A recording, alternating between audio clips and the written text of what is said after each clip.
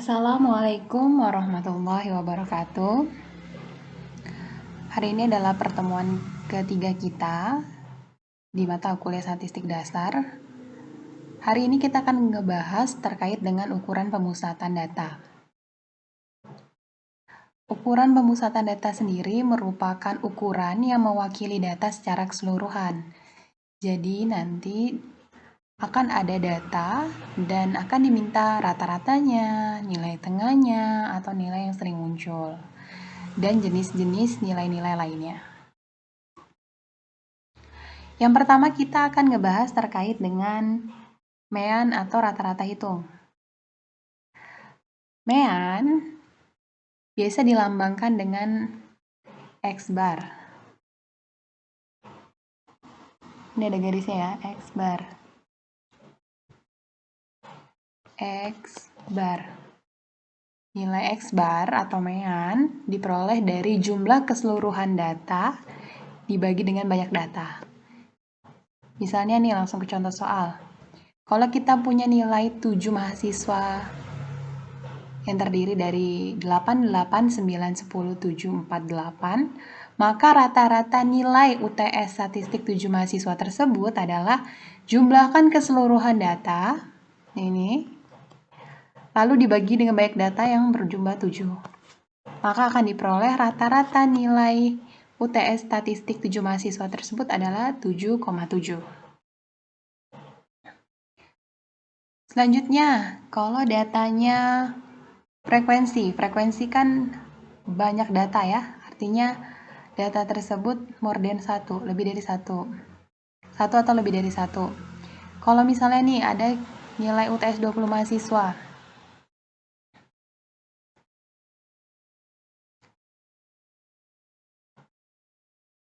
kita tentukan dulu, kita buatkan tabel. Kita buatkan tabel nilai terkecil berapa? 3. Nilai terbesarnya 9. Kita buatkan tabel. Maka kita buatkan tabel. Nilai 3 ada 1, nilai 4 ada 1 mahasiswa, sampai nilai 9 ada 4 mahasiswa. Selanjutnya kita pakai X bar. X bar itu seperti ini ya teman-teman ya. X bar dengan menjumlahkan frekuensi dikali dengan data dibagi dengan jumlah frekuensinya atau banyak datanya. 3 tadi ada 1, 4 ada 1, 3 ada 5, sampai 9 ada 4. Dibagi dengan keseluruhan datanya 20. Maka diperolehlah rata-rata dari nilai UTS 10 mahasiswa adalah 6,8. Itu tadi adalah rata-rata nilai data tunggal. Sekarang kalau misalnya datanya berkelompok, sama aja tadi kan kita udah dikasih alat bantu tuh, sebuah tabel distribusi frekuensi. Nah, sekarang kita punya tabel distribusi frekuensinya dari 100 daun alpukat dalam milimeter. Kita punya pengukuran, kalau 55 sampai 59 mm ukurannya ada 15. Ya.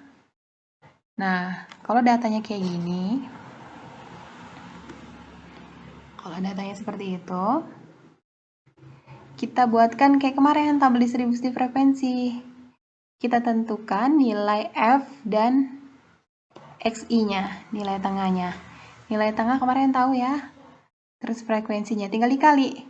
57 dikali 15 dapatnya 855. Jadi totalnya ada 6652. Ya udah, sigma F dikali XI kita dapat 6652 dibagi dengan frekuensinya, jumlah frekuensinya, sigma frekuensinya. Jadi kita peroleh bahwa rata-rata pengukuran 100 daun alpukat itu 66,52. Nah, itu kalau datanya berkelompok atau datanya dalam bentuk distribusi frekuensi. Sekarang kita lanjut ke median. Median sering dilambangkan dengan ME. ME ya, merupakan nilai tengah dari setelah data itu diurutkan. Jadi nanti kalau teman-teman punya data, mau cari mediannya, nilai tengah, datanya harus diurutkan terlebih dahulu. Ini ya. Nah, untuk median yang data tunggal, kita lihat dulu datanya. Ada yang genap dan ada yang ganjil. Kalau dia ganjil itu mudah, tinggal cari aja nilai tengahnya setelah data-data tersebut diurutkan. Maka diperolehlah nih dari contoh soal 8. Tapi setelah data-data ini diurutkan ya. Kalau datanya genap, maka data yang di tengah-tengah, yang dua data yang di tengah-tengah itu dijumlahkan lalu dibagi 2. Kalau data ini coba teman-teman urutkan terus dibagi 2, maka diperoleh nilai tengahnya atau mediannya berupa nilai 7,5. Lanjut, kalau misalnya median datanya data kelompok atau berdistribusi frekuensi, maka rumusnya adalah seperti ini. Median sama dengan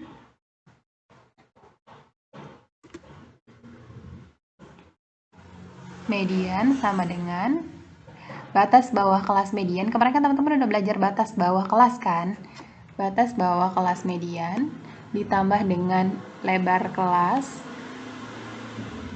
terus dikali dengan banyak data dibagi 2, ditambah dengan jumlah frekuensi sebelum interval kelas median, dibagi dengan frekuensi kelas median. Langsung ke contoh, kalau misalnya kita punya tabel distribusi frekuensi berat badan 100 mahasiswa tadris biologi. Nih datanya. Ya setelah berdasarkan tabel distribusi frekuensi, yang berat badan antara 50 sampai 52 ada 13. Ya kan? Dan selanjutnya sampai total 100 mahasiswa. Yang pertama teman-teman nentuin dulu banyak datanya. Berarti kan ini dibutuhkan sama rumus nih. Banyak datanya 100 dibagi 2, 50. Kelas mediannya, ya. Cara mencari kelas mediannya, teman-teman lihat kalau frekuensi 50 itu di kelas median mana? Ini kan 13 tambah 27, 40. Berarti yang data ke-50 ya ada di sini, kelas median 56 sampai 58. Jadi kita tahu deh, kelas mediannya 56 sampai 58. Selanjutnya kita cari batas bawah kelas median. Batas bawah kelas median berarti 56 dikurang 0,5 berarti 55,5. Selanjutnya D, lebar interval, lebar kelasnya 50, 51, 52, 3. Berarti D-nya 3. Sigma F itu jumlah frekuensi sebelum interval kelas median. Nih yang tadi sebelum kelas median, ini kan kelas mediannya. Berarti 40. Kalau frekuensi mediannya itu 15. Jadi kita tinggal masukin deh ke rumus yang tadi. Median, ini kan kelas bawahnya. Batas kelas bawah dikali dengan D. Terus banyak data dibagi 2, dikurang dengan banyak data sebelum kelas median dibagi dengan frekuensi kelas mediannya. Diperoleh bahwa median untuk data berat badan 100 mahasiswa tadris biologi itu 57,5. Jadi nilainya ini haruslah di dalam rentangan 56 sampai 55. Karena ini kan kelas mediannya. Kalau lewat dari itu atau kurang dari itu berarti salah perhitungan, silakan dicek kembali. Sekarang kita lanjut ke ukuran pemusatan data modus. Modus sering disimbolkan dengan MO. Modus adalah nilai yang paling sering muncul dalam suatu data yang memiliki frekuensi terbanyak atau yang memiliki frekuensi terbanyak. Ya, jadi kalau misalnya nih modus data tunggal, ya, yang paling sering muncul yang mana? Atau yang paling banyak frekuensinya yang mana? Kelihatan ya, 8. Kalau yang di baris kedua itu kelihatan ya. ada 8 sama 7 sama-sama punya frekuensi 8, 7 dan 4 karena sama-sama 2. Catatannya, sekumpulan data bisa tidak memiliki modus atau memiliki modus lebih dari 1 seperti yang ini tadi. Ya.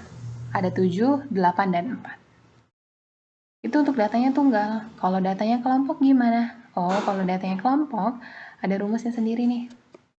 MO sama dengan modus sama dengan tadi batas bawah kelas modus ditambah dengan panjang kelas atau rentang kelas dikali dengan frekuensi kelas modus sebelumnya. Kalau yang delta 1 itu frekuensi kelas modus dikurangi frekuensi kelas sebelumnya.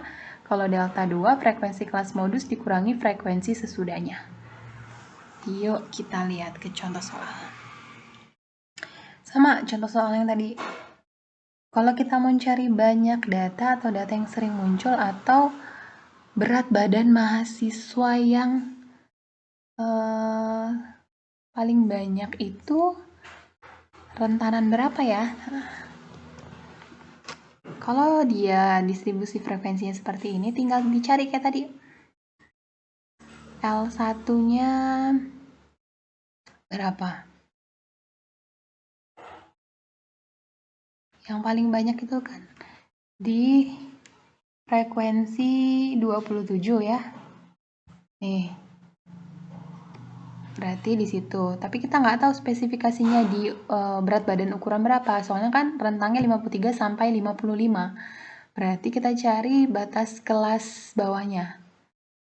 Ya, karena 53 berarti batas kelas bawahnya itu 53 dikurang 0,5 jadi 52,5. Ya, delta 1 tadi adalah frekuensi kelas modus dikurang dengan frekuensi sebelumnya. Ya kan, frekuensi sebelumnya berarti 13, jadi kita dapat delta 1-nya 14. Terus delta 2-nya frekuensi kelas modus dikurang dengan frekuensi sesudahnya. Kita dapat 12. D-nya sama tadi rentang kelasnya kan 53 sampai 55, 3. Tinggal kita masukin deh. Berarti kita peroleh bahwa modusnya ya data dari mahasiswa yang berat badannya itu sering apa ya bahasanya ya? Berat badan yang paling banyak dimiliki paling banyak dari 100 mahasiswa tadis biologi adalah 54,11. Seperti itu. Jadi kita udah bahas nih terkait dengan mean, median, dan modus untuk data tunggal maupun data kelompok. Sekian pertemuan kali ini.